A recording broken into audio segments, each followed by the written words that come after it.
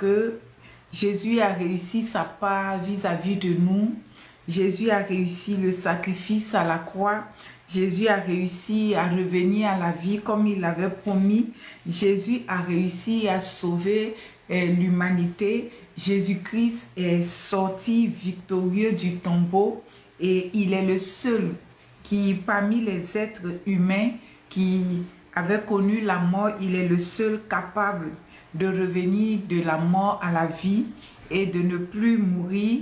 Il est le seul à traverser un tabernacle qui n'a pas été fait de main d'homme.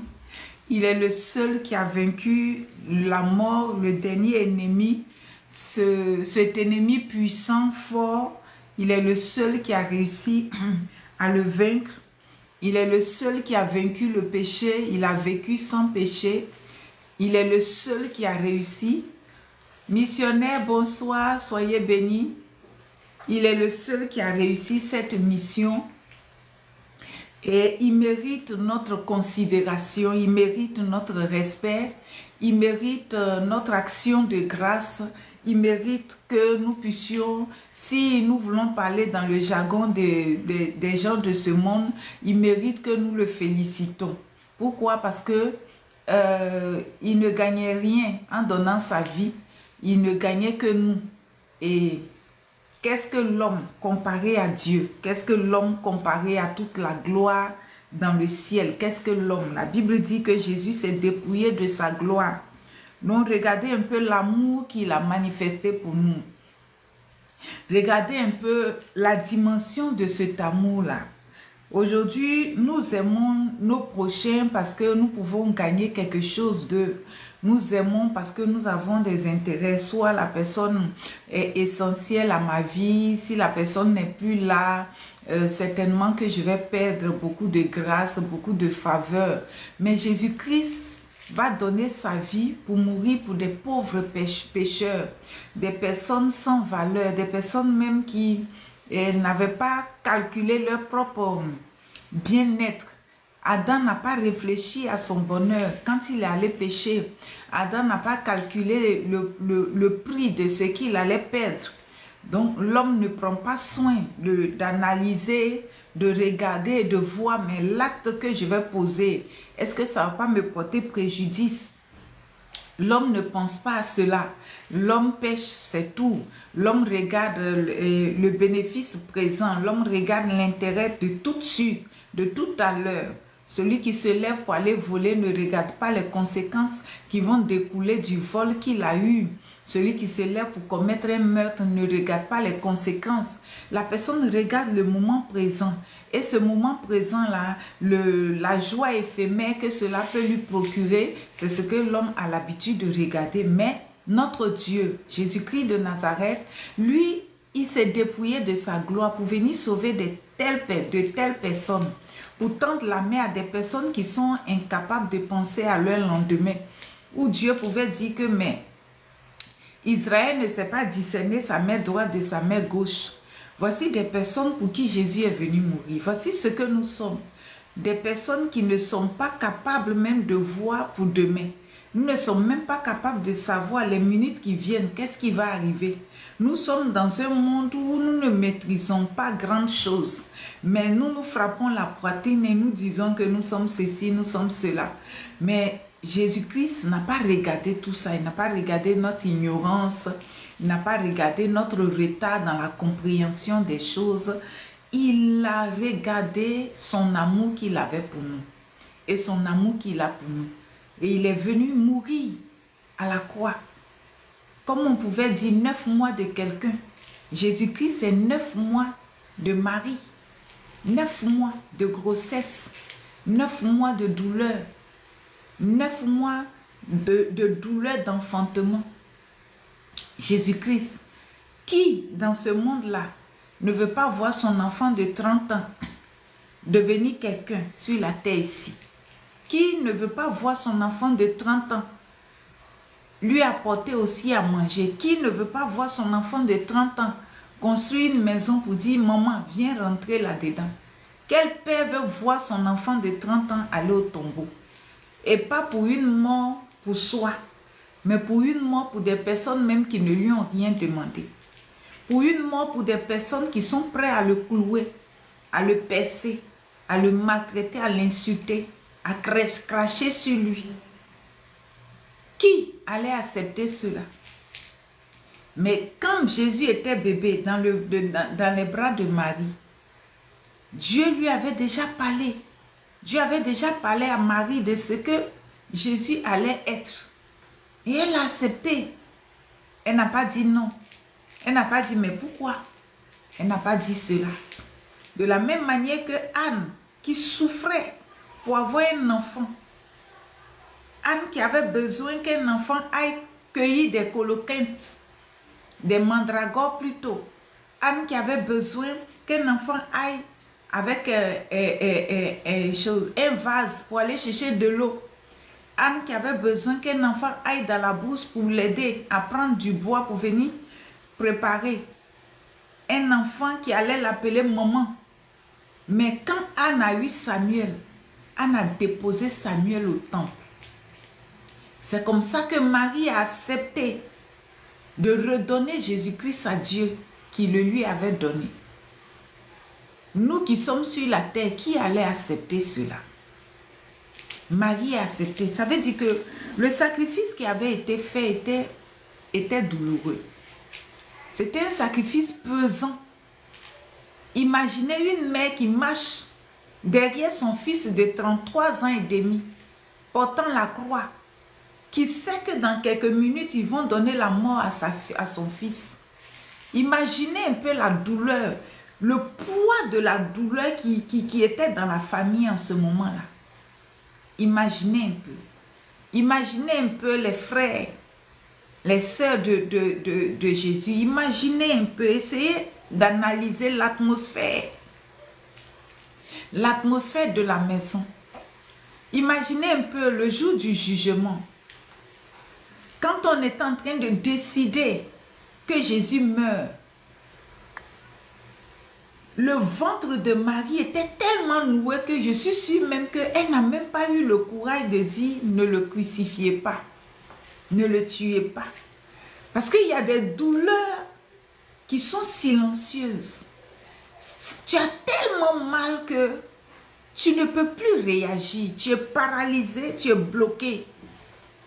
Il y a des douleurs, quand ça arrive dans ta vie, là, tu ne peux plus réagir, tu ne peux plus parler, tu ne peux plus dire mais pourquoi? Tu subis. Et il y a des personnes sur cette terre qui vivent aussi de telles douleurs. Si tu fais partie de ces personnes-là, sache que Jésus-Christ a porté la douleur pour toi. Si tu es dans de telles situations où tu as tellement mal que c'est comme si la douleur t'a anesthésié au point où tu ne peux plus réagir. Jésus est là pour toi. Jésus est là pour toi. Le Saint-Esprit est là, dans son doux murmure. Il est là pour t'aider, pour te décharger. Donc imaginez ce jour, on peut appeler 3 ou 4 jours d'angoisse. Parce que je suis sûre que même quand Jésus disait aux disciples que j'allais mourir, Marie ne savait pas que c'était ce vendredi-là que Jésus allait partir. C'est à la croix que Jésus fait maintenant le programme de qui allait s'occuper de sa mère. C'est à la croix que Jésus confie Marie à Jean. Ça veut dire qu'il n'a même pas pris le temps de dire à Marie que dans ce mois où nous sommes rentrés là, je vais partir. Il n'a pas eu avec sa maman une réunion de famille. Il n'a pas pris le temps de dire au revoir à sa famille terrestre. Il n'a pas pris le temps d'aller voir sa tante Élisabeth pour lui dire que ton fils est parti, je suis votre consolation, mais je vais partir aussi. Jean-Baptiste est parti, je suis là. Au moins de temps en temps, je peux revenir, aller voir ma tante. Mais moi aussi, je vais partir. Il n'a pas eu ce temps-là. Il n'a pas eu ce temps-là. Toutes ces femmes qui l'ont aimé, qui l'ont soutenu dans le ministère, il n'a pas eu le temps de leur dire au revoir. Tu as connu la douleur de la mort. Tu as perdu un être cher. Tu as perdu quelqu'un et puis la plaie ne cicatrise pas.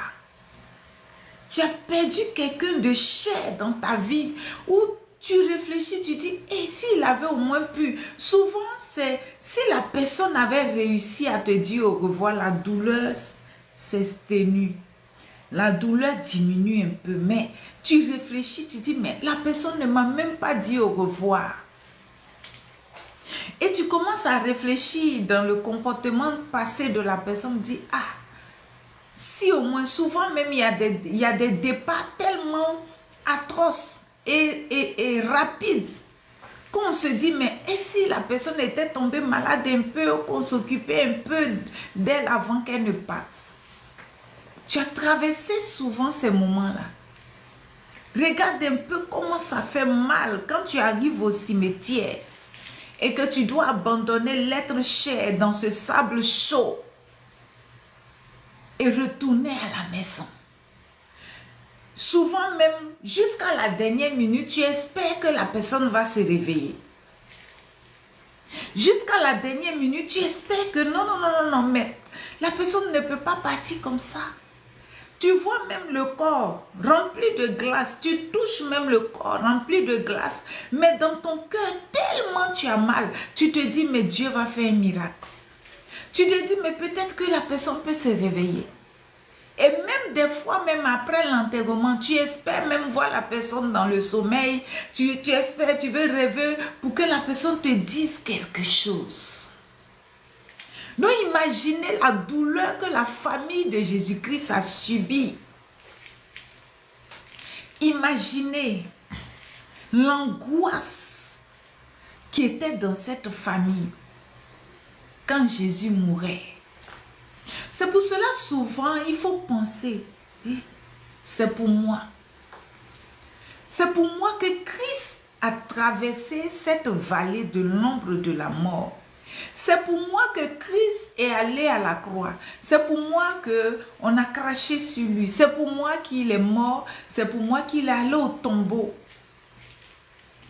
Quelle que soit la mission qu'on te donne, qui va accepter d'être enfermé dans un trou chaud?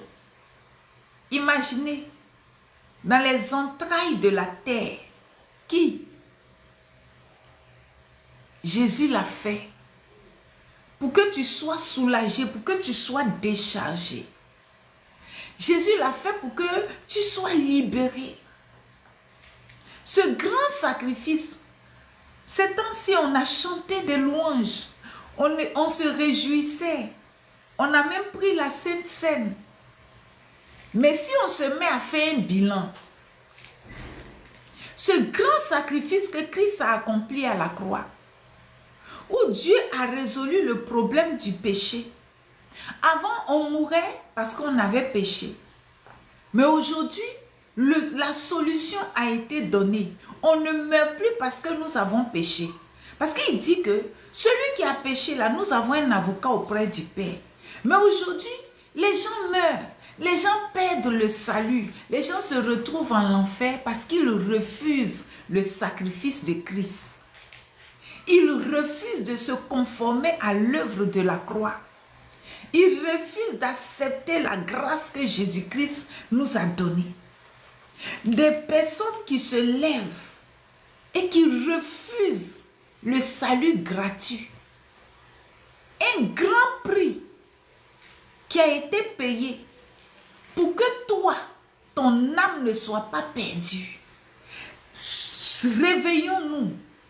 Soyons conscients. Quand tu es en train de crier dans la ville, Jésus est ressuscité là. Est-ce que tu as accepté ce sacrifice-là? Est-ce que tu as accepté cette résurrection? Est-ce que tu te conformes à ce sacrifice? Ou bien pour toi, c'est une histoire. Pour toi, c'est un événement qui est passé. Mais tu as du prix aux yeux de l'Éternel pour que Dieu mette dans un trou son Fils unique. Depuis la nuit des temps, des grands sont nés dans ce monde, des personnalités sont nées dans ce monde.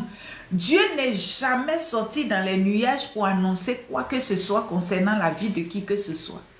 Même Salomon, dans toute sa gloire, Dieu n'est pas venu dans les nuages pour dire que celui-ci est mon fils bien-aimé.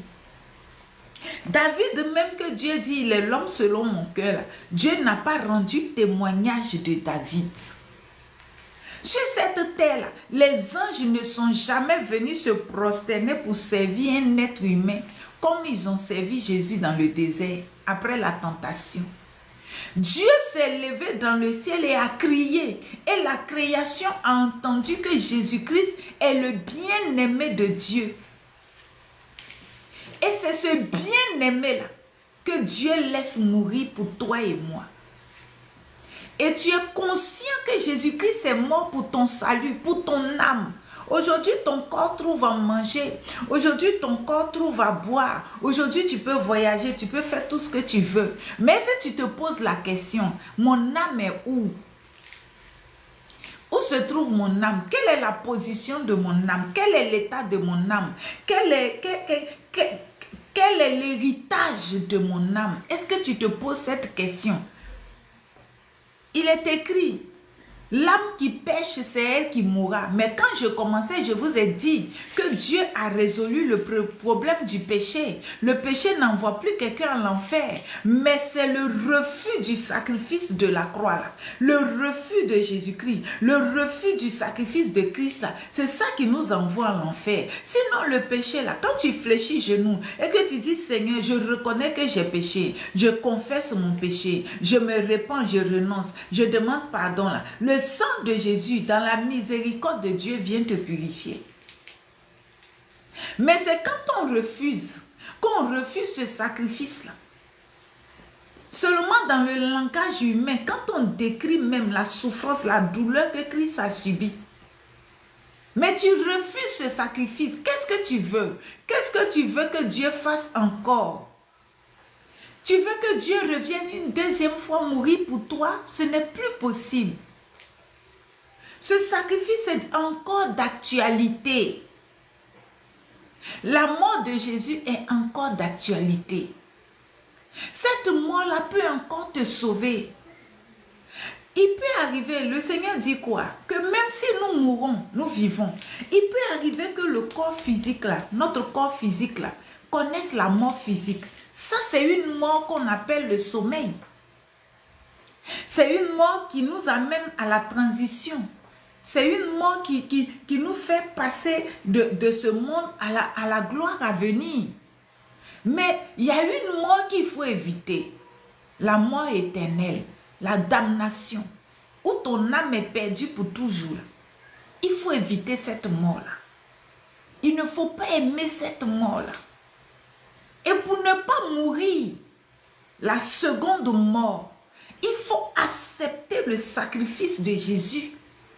Il faut accepter que c'est pour toi qu'il est mort. Et il faut te conformer à ça. C'est ça. C'est comme si on te dit que la prison, là, quelqu'un t'a gracié, il faut sortir, tu dis tu ne sors pas. Mais on ne peut rien pour toi. Dis oui au sacrifice de Christ.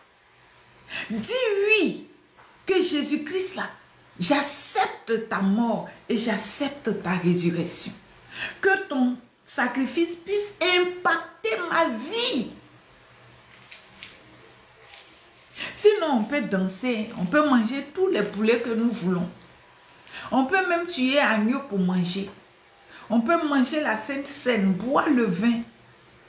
Mais si ton cœur ne l'a pas reçu, ne l'a pas accepté, c'est zéro, c'est peine perdue.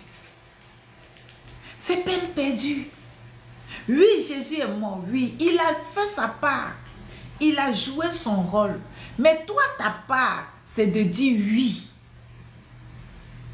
Ta part, c'est d'accepter. Souvent, tu peux l'accepter et puis après, rétrograder. Souvent, les difficultés de la vie chrétienne peuvent amener ton cœur à se refroidir. Mais réveille-toi.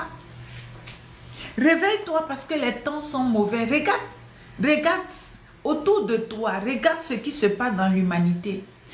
Regarde un peu, ouvre les yeux. Jésus disait, ouvrez les yeux, les champs sont mûrs. L'horloge de l'humanité, l'horloge de l'univers sonne tous les jours. L'horloge de l'humanité, l'horloge de l'univers sonne pour nous annoncer que ce Jésus, les anges ont dit aux disciples, pourquoi vous arrêtez vous et regardez dans le ciel comme si ce Jésus qui a été enlevé là ne va pas revenir. De la même manière que vous l'avez vu monter là, c'est de cette même manière qu'il va revenir. Et moi je crois que Jésus-Christ va revenir chercher ses enfants. Jésus va revenir chercher ses frères. Jésus va revenir chercher ceux qui ont accepté l'œuvre de la croix. Il ne vient pas chercher les religieux, ceux qui font le show à l'église. Non, non, non. Il vient chercher ceux qui l'attendent. Parce que quand tu l'as accepté, il faut aussi l'attendre. L'Apocalypse dit que l'époux dit « Viens ». Ça veut dire il faut l'attendre. L'attendre veut dire quoi? Je me prépare. L'enlèvement là, c'est un mariage qu'on s'en va faire. Donc, on se prépare. On se prépare. Il faut que nous attendons notre Seigneur. Il faut que nous l'attendons, notre fiancé. Il faut que nous l'attendons, l'époux de l'église. Il faut que nous l'attendons. Et quand on l'attend là, c'est individuel. C'est en détail qu'on attend Jésus. Tu vas voir les 10 vierges. Puisque chacun, ils étaient en groupe, mais ils attendaient en détail. Ceux qui ont pris le soin de se préparer là, quand la trompette a sonné, sont partis. Le sacrifice à la croix, c'est le pont que Dieu a mis entre nous et lui. C'est l'hameçon que Dieu a lancé pour nous attirer à lui. C'est la grâce pour que nous venions à lui. Aujourd'hui, nous luttons les biens du monde. Ce n'est pas mauvais. Dieu veut que nous puissions en jouir. C'est pour nous que Dieu a mis. Si Dieu met l'or dans la terre, c'est pour nous les hommes. Quand Dieu fait que l'orange puisse pousser, c'est pour nous. Hein? C'est pas, tout ce qui est sur la terre, c'est pour les êtres humains. Même les animaux sont pour nous. Les cailloux sont pour nous.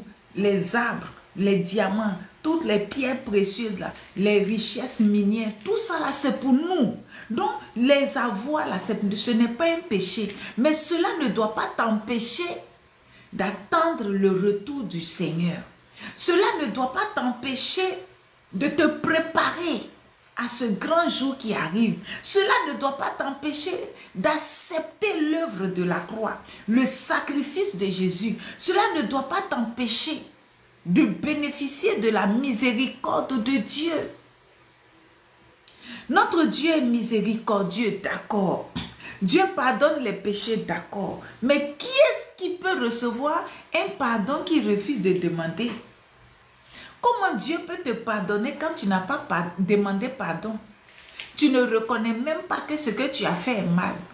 D'autres reconnaissent, mais eux ils ne croient pas que le sang de Jésus est capable d'ôter leur mal. Le sang de Jésus, il y a un mystère dans le sang de Jésus. Le sang de Jésus a la capacité d'ôter le péché de ta vie. Et à une dimension où tu ne vas plus sentir le goût du péché. Le sang de Jésus peut enlever de ta vie la condamnation, le péché, le mal. Te nettoyer, te purifier. Ce qui était différent du sang des animaux qui, eux, jouaient le rôle de couverture. Ça veut dire, si tu as péché, au lieu d'enlever là, on cache. Imagine un peu, tu es taché. Et puis on prend un autre pagne pour couvrir. Mais cela veut dire qu'on a enlevé. Non. Ton vêtement est toujours sale, seulement qu'on ne voit pas. C'est ce que le sang des animaux faisait. Mais le sang de Jésus a une capacité d'extraire, de retirer, d'extirper de ta vie, de ton vêtement, de ton comportement, de ta nature, le péché. Pour que tu sois pur, que tu sois propre. Et il a dit, toi qui l'as déclaré juste par son sacrifice là, 7 fois tu tombes, lui il vient te relever 7 fois. Il y en a qui se culpabilisent. Oh, j'ai péché encore, oui. Si t'es arrivé de tomber, relève-toi. Le sang purificateur de Jésus ôte tout le péché de ta vie. Pour que tu sois propre, pour que tu sois pur, pour que tu sois libre dans la présence du roi. Et que tu puisses bénéficier des grâces que Dieu a prévues pour toi. Dieu n'est pas assis sur le trône en train de chercher qui va tuer, qui va frapper, qui va maltraiter. Non. Dieu cherche des fils à aimer. Il cherche des filles à aimer. Dieu cherche un peuple à chérir. Dieu cherche des personnes sur qui il va déployer sa bannière qui est l'amour. Dieu cherche des hommes et des femmes qui vont se reconnaître de lui, qui vont dire tu es mon père et lui aussi il va dire tu es mon fils.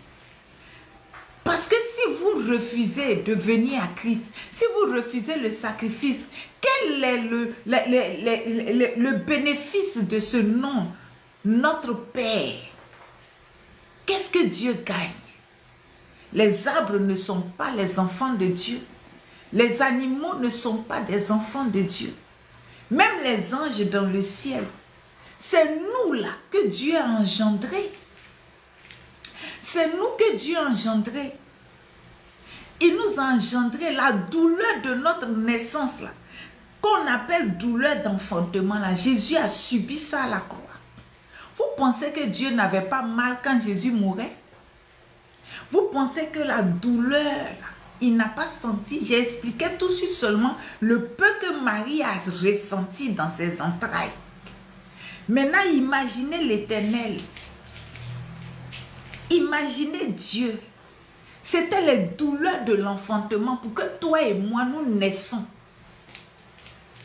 Et les choses ont été tellement bien planifiées que le Seigneur a investi dans l'esprit d'un soldat de prendre une lance et de percer son côté. Le même côté qu'on avait ouvert pour enlever pour enlever Ève. Quand Adam a mis au monde Ève, c'est de cette même côté-là qu'on est venu percer. De la même manière que Adam a percé son côté pour enlever une côte pour former Ève, qui était l'épouse. C'est de cette même manière que le deuxième Adam aussi, son côté a été percé et il est sorti de l'eau et du sang pour que l'Église, toi et moi, épouse de Jésus-Christ, nous naissons. Donc, c'était une douleur d'enfantement. Accouchement, si tu as une fois accouché, je ne parle pas de... C'est vrai, tous les accouchements par césarienne, tout ça, ça fait mal. Mais accouchement naturel, si tu as déjà accouché, tu vas savoir ce que c'est que douleur d'enfantement. Quand la douleur te prend là, tu cherches la mort, tu ne cherches pas la vie. Quand tu as mal, quand tu t'en vas pour accoucher, et que douleur d'enfantement te prenne là, c'est la mort que tu cherchais. Parce que tu veux que ça s'arrête. Non, tu te dis que si tu mourais, en même temps là, la douleur s'arrête. C'est ce que les femmes ressentent. C'est-à-dire, tu te dis, c'est parce que tu vis. Tu as mal jusqu'à... Ah, si la mort vient, mais tu dis, prends-moi pour que la douleur s'arrête. Donc, imaginez ce que l'Éternel a ressenti quand Jésus-Christ subissait la mort. Regardez ce qu'il a ressenti pour que toi et moi, nous naissons. Et nous venons cracher sur ce sacrifice-là. Nous venons prendre ce sacrifice-là à la légère. C'est nous qui spéculons, c'est nous qui comprenons le français, c'est nous qui disons non, pourquoi ça, il y en a qui calculent, est-ce que Jésus a fait 3 jours dans le tombeau, qu'il l'a fait 3 jours, qu'il l'a fait 10 jours, qu'il l'a fait 1 jour. Moi, je m'en fous du nombre de jours de tombeau. Moi, ce que moi je sais, Jésus est mort, il est ressuscité. Quel que soit le nombre de jours, ça ne va pas ajouter un iota à mon salut, ça ne va rien enlever. Moi, je crois et je sais que Jésus est mort pour moi et il est revenu à la vie. Et son sacrifice me donne la vie. Si j'accepte et que je me conforme à lui, le reste, quand on sera au ciel, on comprendra. Paul dit, pour le moment, nous comprenons en partie. Mais alors, nous connaîtrons. Donc, quand je serai au ciel, je saurai comment Dieu a fait ses calculs. Si c'est 3 jours, si c'est 4 jours, ça après. C'est-à-dire que je connaisse aujourd'hui ou pas. Est-ce que ça va changer quelque chose dans mon engagement avec Christ? Non. Il y a des choses que je n'ai pas besoin de voir pour savoir que Jésus a existé, que Jésus est mort et ressuscité et qu'il me donne sa vie. Je n'ai pas besoin de confirmation. Mon cœur reçoit le témoignage de l'Esprit de Dieu, que c'est la vérité que je lis dans la parole de Dieu. C'est la vérité. Luc 24 nous dit que Jésus est ressuscité. C'est la vérité. C'est la vérité. Ne joue pas avec ta communion avec le Seigneur. Sors des débats inutiles. Sors des bavardages inutiles. Sors des programmes inutiles. Ce monde-là, ce que tu dois faire à partir de maintenant, bats-toi pour avoir de quoi manger, avoir un toit où dormir, avoir quelques vêtements pour porter. Ça veut dire vivre une vie paisible, sans souci. Et puis bats-toi pour que ton nom reste écrit dans le livre de vie de l'agneau. Voici les 2 buts que tu dois atteindre. Vivre bien, ça veut dire, si tu as un petit travail là, prends soin de ton travail pour qu'on ne te renvoie pas. Vis bien ta vie avec tout le monde, sois en harmonie avec tout le monde et bats-toi pour que ton nom reste inscrit dans le livre de vie de l'agneau. Pour ne pas te retrouver devant le tribunal blanc. Parce que tous ceux qui vont se retrouver devant le trône blanc là, moi je ne connais pas leur sort. Moi je ne sais pas qu'est-ce qui les attend. C'est un endroit où il faut éviter. Hein. Se retrouver devant le trône du jugement, un trône blanc là. Il faut éviter cet endroit-là. Il y a des endroits qu'il faut éviter. Il faut prier même pour ça. Prie pour ne jamais se retrouver au séjour des morts. Parce que si tu t'es retrouvé au séjour des morts, je ne sais pas quel sera ton sort. Ce n'est pas moi, je vais t'annoncer. Prie, souvent prie. Il y a des sujets pour lesquels il faut prier. Prie pour ne pas te retrouver au séjour des morts. Prie pour ne pas te retrouver devant le trône blanc du jugement. Prie pour ça. Prie pour que le dernier mois de ta vie sur terre, comme toi tu ne sais pas, peut-être il te reste 50 ans à vivre, il te reste 100 ans à vivre, mais dis au Seigneur, le dernier mois, la dernière année de ma vie là, arrange-toi, Saint-Esprit, aide-moi à être prêt. Le dernier mois, prépare-moi. Le dernier jour, prépare-moi. La dernière heure, prépare-moi. Les dernières fractions de seconde. Tant que je ne suis pas prête, arrange-toi pour que je sois prête. Parce qu'on ne sait ni le jour ni l'heure. Si la trompette doit sonner, si Jésus, tu sais que demain la trompette va sonner aujourd'hui là, s'il te plaît, force-moi. La Bible dit que ceux qu'on va trouver dans les rues là, forcez-les à rentrer. L'Éternel a fait une fête. Il a invité les personnalités, on a envoyé les invitations aux dignitaires du pays. Et chacun a trouvé des excuses. L'autre dit, j'ai 2 paires de bœufs que je dois aller paître. L'autre dit, j'ai ma fille qui se marie. L'autre dit, j'ai mon champ de veillard. L'autre dit, j'ai mon champ de cacao. Et le maître dit, ok, ceux qu'on a jugés dignes de venir à la fête ne sont pas venus. Allez-y sur la place publique. Ceux que vous allez trouver sur la place publique là, contrains-les à venir à la fête. Donc dis au Seigneur, le jour là, toi seul connais la date de péremption de ma vie sur terre. C'est toi qui m'as créé, qui a mis une notice sur moi, qui a dit qu'à tel jour, à telle date, à telle heure, tu rentres à la maison. S'il te plaît, prépare-moi. S'il m'arrive de mal faire là, je suis ton enfant, tu peux me corriger comme tu veux. Je suis ton enfant, parle-moi, je suis ton enfant. Ça veut dire, parle dans le langage où je suis capable de comprendre. Il ne faut pas me parler et puis je suis comme l'âne et têtu. Non, non. Le langage que je suis capable de comprendre, parle-moi dans ce langage-là pour que je prépare-moi, aide-moi à me préparer. Pour ne jamais, jamais, jamais quitter cette terre remplie, même petite tâche. Une tâche insignifiante, jamais. Si ça est sur ton vêtement, tu es perdu. Si le sang de Jésus sur la terre ici, tu n'as pas accepté que ce sang-là enlève la tâche, et puis tu as pris la tâche là pour partir au ciel, tu n'arriveras pas. S'il y a une petite tache sur tes vêtements, les vêtements, le fin lin blanc, c'est les œuvres du chrétien. S'il y a un péché là-dedans, là, direction, séjour des morts. Séjour des morts.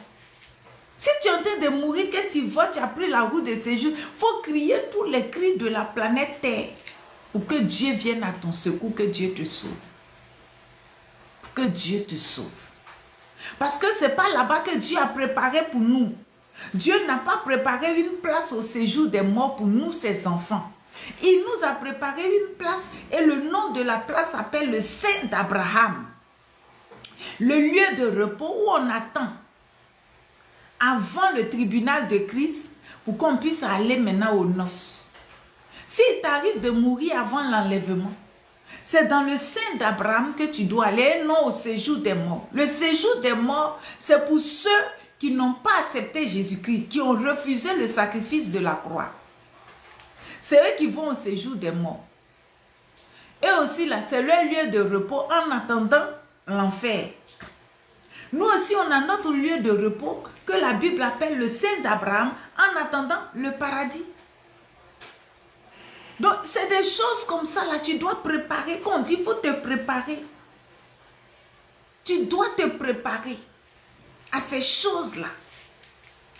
Et l'humanité nous enseigne que Jésus revient. La terre crie. Vous voyez les tsunamis, les ouragans, la sécheresse, des guerres qui nous menacent tous les jours. Ton cœur est su dans tes mains. Parce qu'on ne sait pas à quel moment une bombe atomique va quitter quelque part là-bas, Tu ne sais pas, le terrorisme, il y a tellement de choses qui se passent, qui annoncent le retour de Jésus. Et dans la création, on voit le changement, la terre change, le ciel change, l'eau change, tout change. Les climats changent. Donc tu sens que quand Dieu a créé la terre, il y avait une date de péremption. Tu sens que la terre aussi est en train de mourir, la terre est en train de finir. Ne joue pas avec ta vie. J'ai dit combien d'années, tu ne fais même pas 200 ans sur terre, tu ne fais pas 300 ans sur terre. Comment tu peux prendre ce petit temps de vie là comme bénéfice et sacrifier l'éternité? Réveillons-nous. Réveillons-nous. Et si jusqu'à présent, tu ne crois pas que Jésus-Christ peut te sauver, tu as dit, mais il me sauve de quoi? Il sauve ton âme de la perdition éternelle. Il sauve ton âme de la damnation. Il sauve ton âme de l'enfer. C'est de ça qu'il sauve ton âme. Et quand il sauve ton âme, sois conscient. Et toi-même, veille maintenant. Il ne faut pas qu'au ciel là-bas, là, Dieu dit, mais tu n'as pas demandé. Il y a des prières qu'il faut demander. De toute façon, tu sais prier pour que l'argent vienne dans ta vie. Tu sais poser des actes prophétiques pour avoir l'argent. C'est comme ça aussi, il faut prier pour ne pas aller en enfer. Parce que tu peux recevoir le salut aujourd'hui et puis perdre ça demain. C'est ça qui est dangereux. Tu peux perdre ta place. Tu peux perdre ta place. On peut effacer ton nom du livre de vie. Selon la manière dont tu marches. Le péché peut te faire sortir de la présence de Dieu. Donc, de temps en temps, il faut refaire un bilan. De temps en temps, fais ton auto-délivrance. De temps en temps. Il dit rien d'impur ni de souillé n'entrera dans le ciel. Donc de temps en temps, fais la paix. Pose des questions au Saint-Esprit. Saint-Esprit, quand tu me regardes là, qu'est-ce qui est dans ma vie qui peut faire que je ne sois pas enlevé? Ou que si je tombe aujourd'hui là, je ne sois pas dans les bras du Seigneur. Est-ce qu'au ciel là-bas, Jésus m'attend là-bas vraiment? Parce que peut-être toi-même tu crois que Jésus t'attend là-bas alors que ton nom même n'est même pas dans son livre. Il y a des chrétiens même là. Tu crois que dans le ciel là-bas, là, Jésus t'attend là-bas, que Jésus a préparé ta place alors que ton nom même n'est pas encore inscrit dans son livre. Il y en a, ils ne sont même pas encore sauvés, mais eux, ils croient qu'ils sont déjà au paradis. Parce que les critères du salut là, tu n'as pas encore rempli. Il y a plein comme ça qui sont assis à l'église, ne sont même pas encore sauvés, mais eux, ils croient qu'ils sont déjà au ciel. Est-ce que tu as accepté Jésus-Christ comme ton Seigneur et ton Sauveur personnel? Et non, je suis parti un jour à l'église, le pasteur a dit, qui veut donner sa vie à Jésus? Je suis venu m'arrêter et puis on a dit, répète après moi, Seigneur Jésus, tant, j'ai fait aussi, donc je crois que je suis sauvé. Toi, tu crois que tu es sauvé comme ça? C'est comme ça on est sauvé. C'est pas comme ça on est sauvé. C'est une transformation, c'est un changement. Nicodème aussi croyait qu'il était sauvé comme ça. Et il connaissait la Bible. La Torah, là, c'était une récitation dans sa tête. Même quand il dort, que tu lui demandes un verset, il te donne. Mais Jésus dit, il faut naître de nouveau. C'est pas s'arrêter devant le passé. Amen. Et puis, non, il faut naître de nouveau. Est-ce que tu as senti la joie de la nouvelle naissance? Est-ce que tu as senti dans ton état intérieur qu'il y a une naissance, il y a une régénération, que tu n'es plus comme l'ancienne personne? Est-ce que tu as senti que le péché n'a plus de goût? Est-ce que tu as senti que quand tu pêches maintenant là, tu regrettes jusqu'à... Comment tu te sens? Quelqu'un qui dit qu'il est né de nouveau la nuit, toute la nuit il est en boîte de nuit. Et puis après, il est dans impudicité. Après, il est dans fornication. C'est lui qui fait palabre dans le quartier. Lui aussi, il dit que Jésus l'attend au ciel. Il t'attend dans quel coin du ciel? Jésus t'attend dans quel coin du ciel? Quand il n'y a pas eu de changement, toi-même, tu n'es pas témoin de ta conversion. À plus forte raison, les autres qui te voient. Quand tu te regardes là, est-ce que tu es témoin de ta conversion? Est-ce que toi-même tu es convaincu que tu as expérimenté la nouvelle naissance? Est-ce que tu es convaincu que ta vie là, il y a eu un peu de changement? Est-ce que ta vie là, un peu de couleur a quitté un peu? Est-ce qu'il y a eu un peu de changement? Toi-même là même, je ne parle pas des autres, je ne parle pas de ton pasteur, je ne parle pas de ceux qui habitent chez toi. Toi-même, ton cœur témoigne. Toi-même, tu sais que tu n'appartiens pas à Jésus, mais tu te convaincs. Tu te convaincs. Sinon, quand on vient à Jésus, quand on lui appartient, notre cœur nous témoigne. Et notre manière d'être avec le péché, notre relation avec le péché change. Au point où même quand la mauvaise pensée passe déjà dans ta tête, tu te répands. Tu demandes pardon au Seigneur. Quand tu penches un peu vers le péché, tu demandes pardon au Seigneur. Tu te réveilles au milieu de la nuit. Tu es en train de prier. Tu marches dans la rue. Les louanges et les cantiques du Seigneur sont dans ton esprit. La joie t'anime quand tu es dans la présence de Dieu. Aujourd'hui, les nouveaux-nés, ceux qu'on dit qu'ils sont nés de nouveau là, on leur demande pardon pour venir à l'église. Je suis choquée. Moi, on ne m'a jamais demandé pardon pour venir à l'église. Jamais. Le premier jour que Dieu a fait, je suis tombée sur un livre. Je suis allée chez un boutiquier. Je suis allée pour payer quelque chose. Et puis, il a trouvé le livre sur sa table. J'ai soulevé et puis il m'a dit, va lire. Il a dit, mais tu ne me connais pas, tu me donnes ton livre. Il dit, va lire. J'ai pris le livre, je suis allée lire. Moi seule dans ma chambre, j'ai donné ma vie à Jésus quand j'ai fini de lire le livre. Je suis revenue chez le boutiquier. Il m'a dit, voici l'église Assemblée de Dieu à la réconciliation à la Riviera. Je suis partie dimanche, j'ai redonné ma vie au Seigneur là-bas.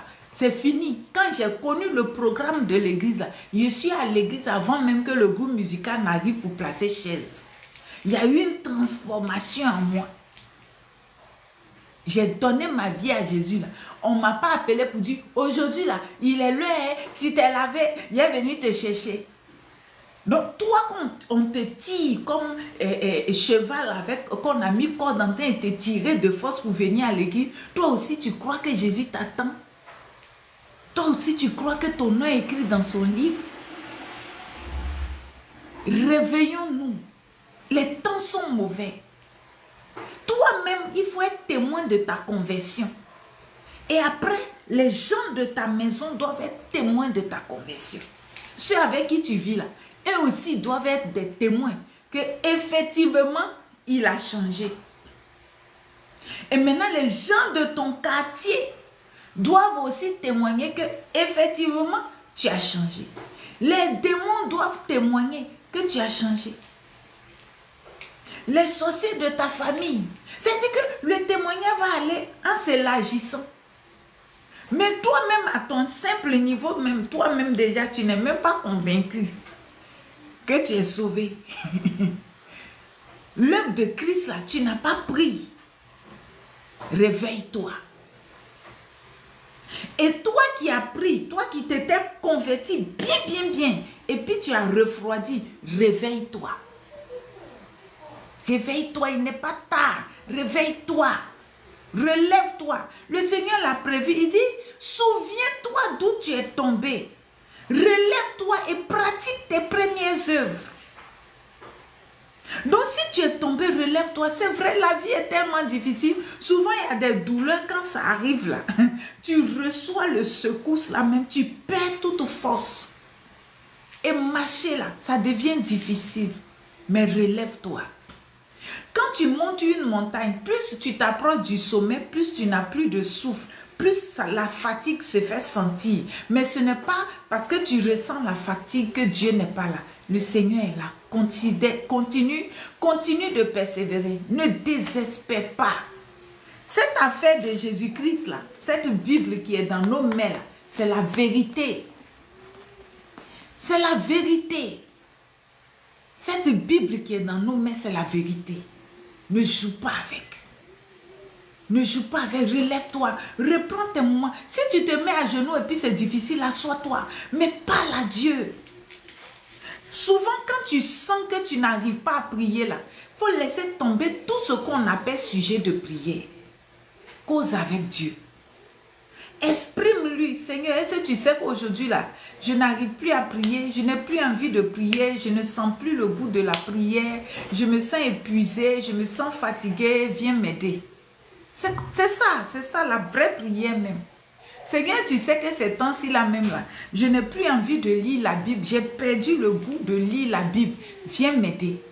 Remets en moi l'envie de lire la Bible. Seigneur, et tu sais que la Bible maintenant est devenue ancienne à mes yeux. Quand je lis ici, c'est nouveau, tout est ancien. Il dit, c'est déjà lu, c'est dangereux. Quand tu lis la Bible et puis tout le temps tu vois, non, c'est déjà lu. Chaque verset, si tu as lu chaque verset 1000 fois, Dieu te parle 1000 fois. Si Dieu ne te parle plus quand tu ouvres la Bible, c'est qu'il y a problème. C'est que tu es tombé dans la routine. Dis Seigneur, renouvelle l'amour, renouvelle encore l'inspiration dans mon âme. Et quand j'ouvre la Bible, que les paroles de Dieu soient toujours nouvelles à mes yeux. Toujours nouvelles à mes yeux. Quand je lis comme ça, je vais sentir la vie de Dieu qui coule. La source de Dieu ne s'arrête pas. Donc quand les choses deviennent comme, il faut savoir que le séjour des morts, l'enfer est en train de te tuer à petit feu, te sécher à petit feu. Donc réveille-toi. Réveille-toi. Alléluia.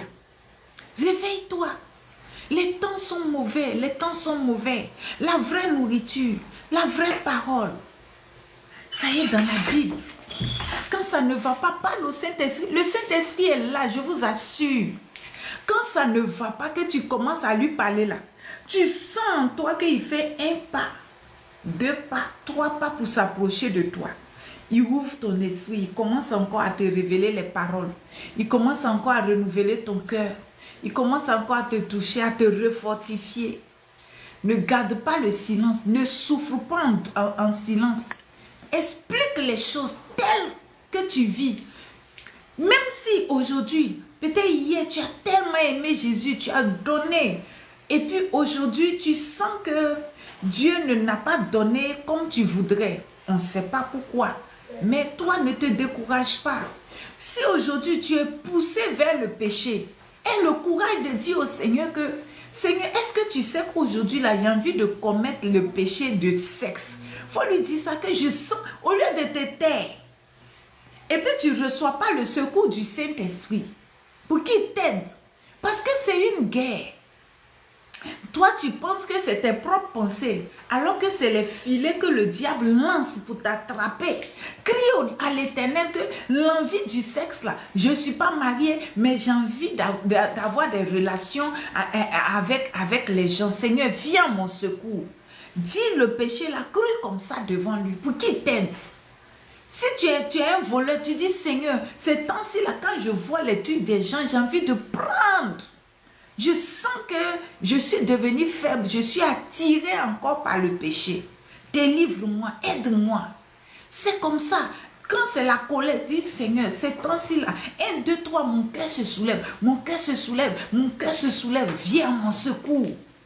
Quand le Seigneur même sait que tu fais des efforts pour ne pas tomber là, il va t'aider à ne pas tomber. Mais tu ne dis rien. La Bible dit dans l'ancienne alliance que quand une fille, quand on t'attrape dans la rue et qu'on te viole, c'est la parole de Dieu qui dit, TikTok, il faut m'excuser, mais il faut que j'explique la parole de Dieu. Si tu ne cries pas, tu n'obtiens pas miséricorde. Mais si tu cries, tu as miséricorde. Parce que tu n'as pas le droit d'aller avec quelqu'un qui ne t'a pas marié. Maintenant, on t'a attrapé pour te brutaliser. Et puis tu t'étais. Non, le Seigneur dit, il faut crier. Donc quand tu sens que tu es attiré par le péché, là, crie à l'Éternel, dis Seigneur Jésus, viens à mon secours. Ces temps-ci, là, la pensée de ça, là, ça m'anime, ça m'anime, ça m'anime. Délivre-moi. Dieu va venir à ton secours. Même quand tu as commencé à parler déjà, le démon qui est venu pour t'introduire dans le péché, là, piou, il va fuir. Tu vas sentir que c'est comme un voile qui t'a quitté. Et puis Dieu te redonne la force de continuer la marche dans la fidélité. Avec Jésus-Christ, là, on marche avec Jésus-Christ dans la vérité. On ne ment pas. Il ne faut pas mentir au Seigneur que toi tu es fort. Qui est fort devant le péché? Personne n'est fort devant le péché. Si le Saint-Esprit ne vient pas à ton secours, là, tu n'es pas fort devant le péché. Tu n'es pas fort. Mais c'est pour ça qu'il faut demander l'aide de Dieu. Demande le secours de Dieu. Il y a des personnes là, ils maudissent facilement. Quand on te fait du mal, tu veux maudire. Dis Seigneur, c'est temps-ci là même là. Il y a envie de maudire ma soeur là. Mais viens à mon secours parce que je sais que c'est pas bon. Tu as dit de ne pas maudire, donc aide-moi. Il va t'aider. Il va t'aider. C'est comme ça. Tu veux pas donner des offrandes, tu veux pas donner ta dîme. Dis Seigneur, sérieusement là, moi, l'argent là, moi je suis avare, je n'aime pas donner. Donc il faut venir à mon secours. Aide-moi à réussir parce que c'est difficile pour moi de prendre mon argent comme ça pour te donner. Dis au Seigneur ouvertement. Et tu vas voir que le Saint-Esprit va t'aider. Il va te délivrer et il va te donner la capacité de bien faire. C'est comme ça la vie chrétienne. Viens au secours de ma faiblesse. Donne-moi la force. Il dit, c'est quand nous sommes faibles là que alors nous sommes forts. Mais tu ne peux pas cacher tes faiblesses à Dieu. Si tu caches tes faiblesses à Dieu, qui va t'aider? Si tu caches tes faiblesses à Jésus, tu caches tes faiblesses à Dieu, tu caches tes faiblesses au Saint-Esprit, qui va t'aider? Dans le secret de la prière, là, ouvre ton cœur, expose-lui qui tu es. La lèpre de Naaman, là, il fallait l'exposer à la rivière. Il fallait l'exposer au Jourdain, qui était le symbole de la parole parole qui est Christ. Si tu caches ta lèpre, qui va te soigner? Qui va te guérir? Qui? La femme qui avait la perte de sang depuis 12 ans. La Bible dit elle est venue toucher alors que normalement, quand tu es impur, quand le sang coule, tu ne dois pas même venir au milieu des hommes. Mais elle est venue jusqu'à toucher l'habit de Jésus. Ça veut dire elle a exposé sa maladie. Il faut exposer ta maladie devant Dieu. Je ne t'ai pas dit d'aller prendre un mégaphone pour crier sur le toit. Il dit dans le secret de ta prière, là, exprime-lui que Seigneur, voici ce que je suis.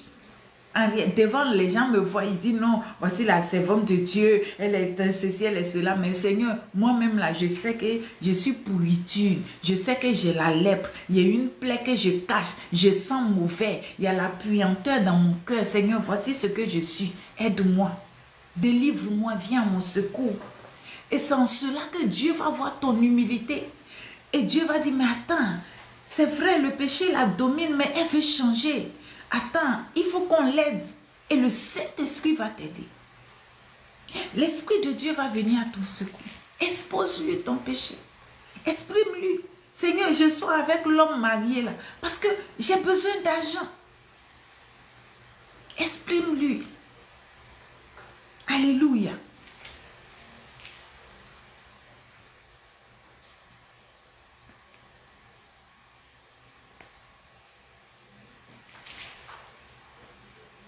Alléluia.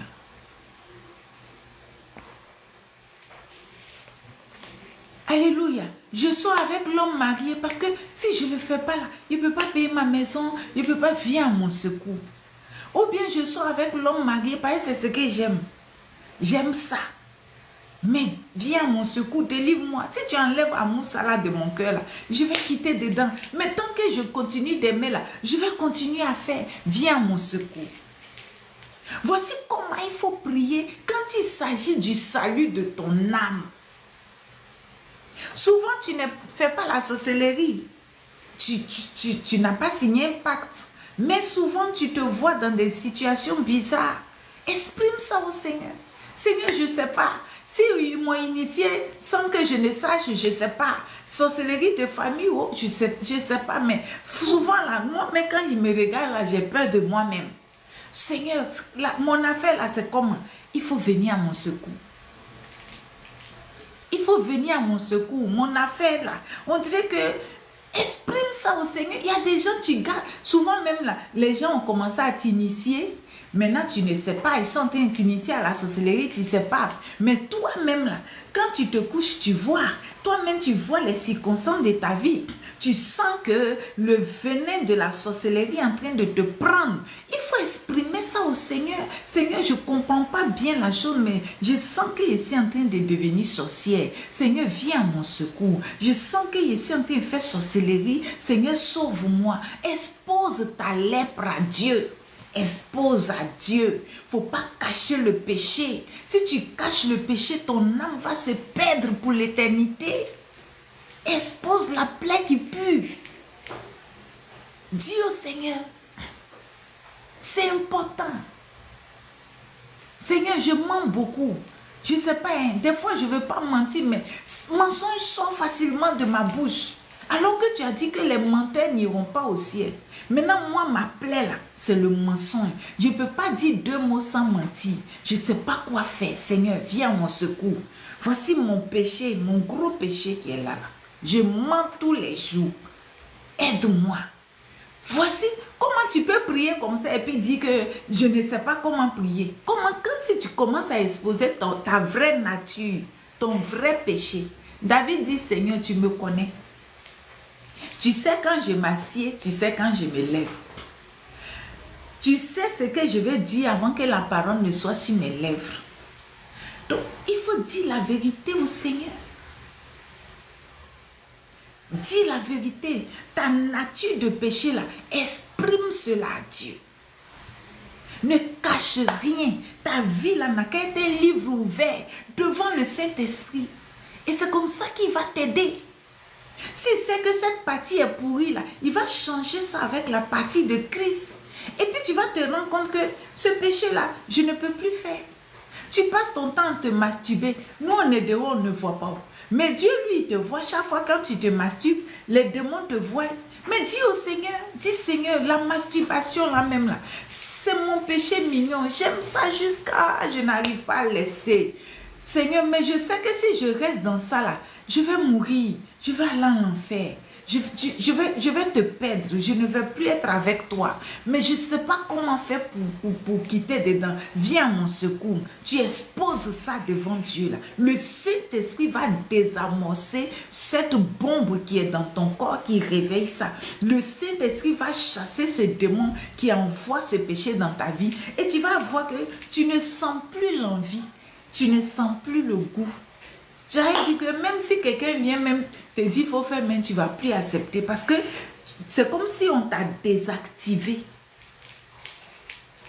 Et tu sens que Dieu est venu à ton secours. Sinon le péché là, toi seul, tu ne peux pas. Tu as besoin du secours de Dieu. C'est comme ça qu'on se prépare pour le retour de Christ. Être vrai avec Dieu dans le secret. Tel que tu es, expose-toi devant lui. Si tu veux, tu pleures. Si tu pleures, viens là. Il ne faut pas retenir. Si pleure, viens, ne retiens pas, pleure. Dis Seigneur, c'est ça ma vie. Quand je me sens pour je suis dehors. Même si tu es serviteur de Dieu, tu es servant de Dieu, tes défauts qui vont t'envoyer en enfer, il faut les exposer à Dieu. Sinon, quelle honte! Avoir prêché sur cette terre, c'est ce que Paul craignait. Paul dit, je traite durement mon cœur de peur, mon corps, de peur qu'après avoir prêché aux autres, je sois moi-même rejeté. Imagine, guérir les malades. Ce n'est pas parce que tu as péché que Dieu n'a pas guéri. S'il y a un malade qui vient dans l'église et que Dieu veut le guérir, si tu veux, il faut nager dans la puanteur du péché. Dieu va guérir le malade. Donc, il ne faut pas la manifestation des miracles vont te faire croire que tu es dans la sainteté. Il faut exposer ta nature de péché là devant Dieu. Dieu va t'aider. Expose ta nature. De toute façon, tu es rusé, tu es truand, tu es voleur, tu es menteur, tu es meurtrier là. Expose ça au Saint-Esprit. Dis Seigneur, de toute façon, tu me vois là. Toi-même, tu me connais. Moi là, je suis double. Elle dit, je suis capable d'être une bonne personne et puis je suis capable d'être une mauvaise personne. Aide-moi. Moi, je suis équilibre dans les deux niveaux. Je suis fort chez Satan, je suis fort chez Dieu. Mais aide-moi. Aide-moi parce que tu n'aimes pas le milieu, tu n'aimes pas la tiédeur. Viens à mon secours. Dieu va t'aider. Dieu va t'aider parce que les temps sont mauvais. Réveillons-nous. Jésus revient. C'est ce que Dieu a mis sur mon cœur pour vous dire que c'est vrai, Jésus est ressuscité. Il a fait sa part. Nous devons accepter son sacrifice et veiller sur notre vie. Que le Seigneur vous bénisse. Que sa grâce demeure sur vous. Que la fidélité de Dieu soit votre partage. Aimez-vous les uns les autres et veillez. Préparez-vous à la rencontre de Christ.